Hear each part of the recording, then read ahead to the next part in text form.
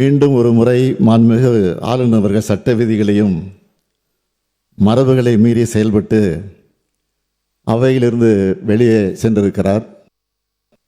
வெளியேறார். ஆளுநரின் செயல் பதவிக்கு அழகல்ல.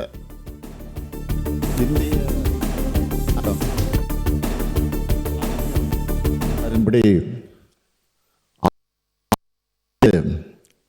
மாநில அரசால் தயாரிக்கப்பட்டு ஆளுநரால் முழுமையாக இதில் ஆளுநர் தனது சொந்த கருத்துக்களை தெரிவிப்பதற்கோ மாநில அரசில் நீக்கம் செய்வதற்கோ அரசில் இடமில்லை. அரசமைப்பு சட்டத்தில் ஆளுநரின் வைக்கக்கூடிய 176 வழிவகை செய்யப்படவில்லை. இருப்பினும் நாம் அவ்வாறு சில விளக்கங்களை குறிப்பிட்டு நேற்று அரசுக்கு கடிதம் எழுதி தொடர்ந்து அவருக்கு அதற்கான பதிலும் அளிக்கப்பட்டிருக்கிறது. இந்த நிலையில் மாண்புமிகு ஆளுநர் அவர்கள் வேண்டுமென்றே அரசமைப்பு சட்டத்தை மீறிய ஒரு செயலை செய்துள்ளார். ஆளுநரின் செயல் என்பது நூற்றாண்டு கால மரபையும் நீண்ட பாரம்பரியத்தையும் கொண்ட இந்த மக்கள் சபையை அதன் மாட்சிமையை அவமதிக்கும் செயலாகும் என்றே நான் கருதுகிறேன்.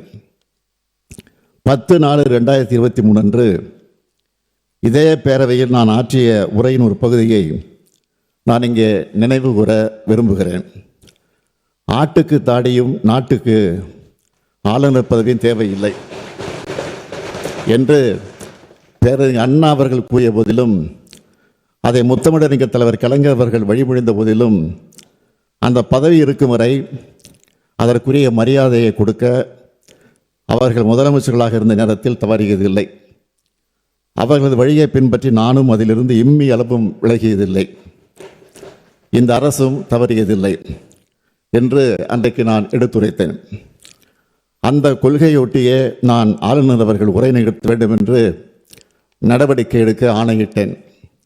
எனினும் மாண்புமிகு ஆளுநர் அவர்கள் ஏற்கனவே நடந்து கொண்டது போலவே மீண்டும் இன்று செயல்பட்டிருப்பது மிகவும் வருத்தத்திற்குரியது.